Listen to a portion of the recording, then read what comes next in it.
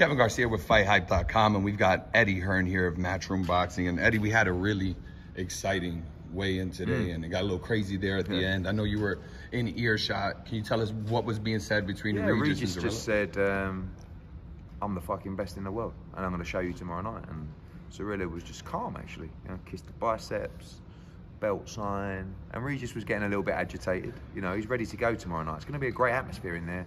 You saw at the weigh-in today, you know, this city should really get behind Regis Prograis, and they will tomorrow night. And I think it's going to be a great fight.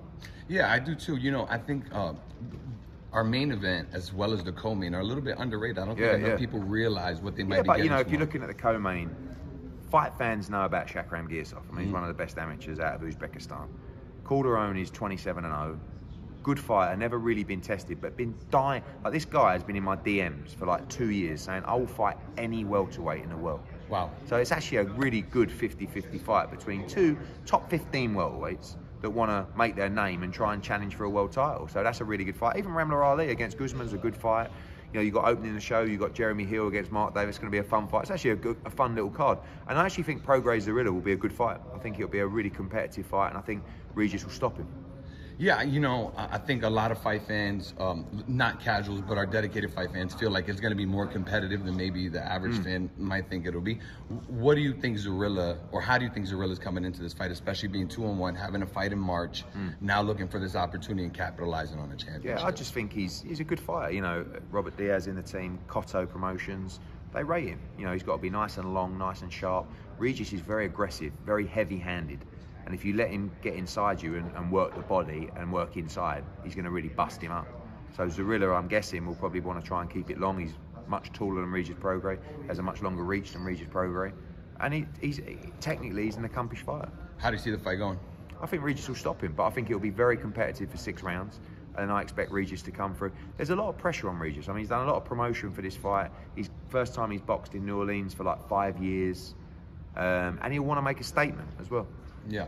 So, you know, this fight, obviously the winner of it is going to be in a division that now has all kinds of things going on, whether it's at the championship level. You know, Teofimo just relinquished one of those belts. What do you think is going to be the path moving forward for the winner of this fight?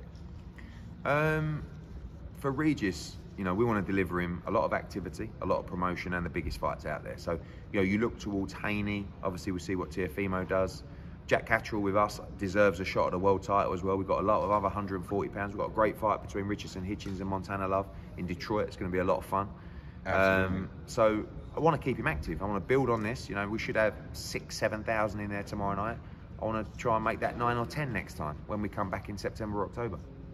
Gotcha. So do you think Teo's actually, because according to reports or, you know, tweets online, it's looking like he actually relinquished the WBO. Unbelievable. It looks, I mean, I can't believe it. A week after he won it. You know, I mean, he said he was retiring.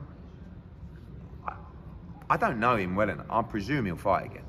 But to vacate the belt is wild. Like, that's his position. Like, it's like stamping what he said. Yeah, and that's a bit of a worry for the governing bodies, because, like, before it's like, without a world title, you're actually not a lot.